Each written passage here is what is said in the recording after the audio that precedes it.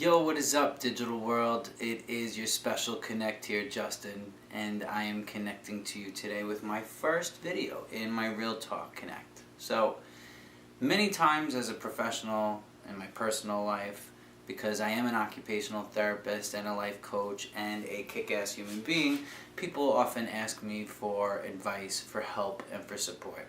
So when I decided to develop Special Connects, one of the areas I wanted to have was a Real Talk Connect so that I could really reach out to people and give them some suggestions in ways to help them improve their life, just based on science, based on the research, based on personal experiences, based on my clinical experiences.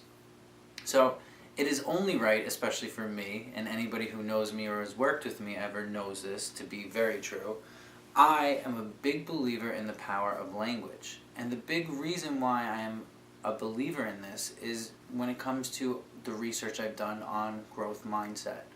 Now, there are two different kinds of mindset in this world. One is a fixed mindset, which is basically you believe you are who you are. I is who I be's. I am not better or worse. I am loaded with this talent and I'm loaded with these weaknesses, and that is how I'm going to live my life. A fixed mindset is often you just believing in whatever random abilities you have. But when you have a growth mindset, it's completely different. A growth mindset doesn't talk about just what you're naturally given. It talks about achieving things based on your ability to believe that you can do them eventually. And that is so important in our life, because the one thing I talk about in my lectures when I go across the country is about the power of perception, right? The power of language and the power of our memory. Now, this is really important for anybody to understand. We are really just all a collection of our perception and our memory. And that is really what our lives are on a day-to-day basis. This is why I find it, especially as an occupational therapist, so important to work with my clients, my students, and even my level 2 fieldwork students on the power of their own language.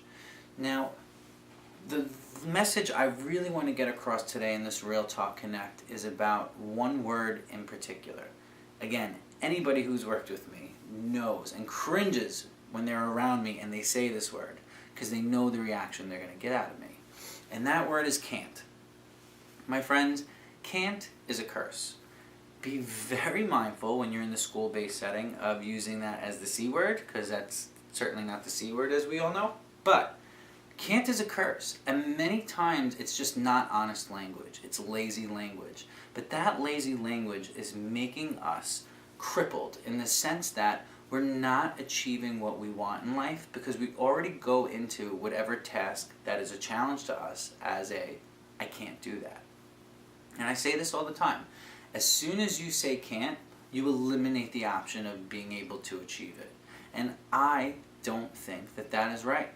So when I speak to my students and they give me an excuse like I can't write or I can't do this for a long time, I can't put myself out there, many times what I say to them is change the language, because can't is a curse. So it's either that you won't do it, it's either that you don't think you can do it, it's either like what is going on inside of me that doesn't want to challenge myself to do it, or it's really difficult right now, but if I keep on trying, I will eventually do it.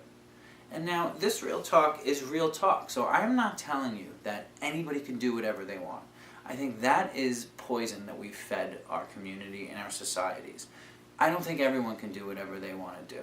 I want to play for the NBA right now. I would really love to help the Knicks out, because I'm actually pretty good and I could probably make the bench, I would think. Besides the conditioning, sans the conditioning. But I'm not going to be able to achieve that. But when we're being realistic, right, and when we're really looking at things that there's nothing physically or mentally stopping us from doing it, the only thing that is our language and our can'ts.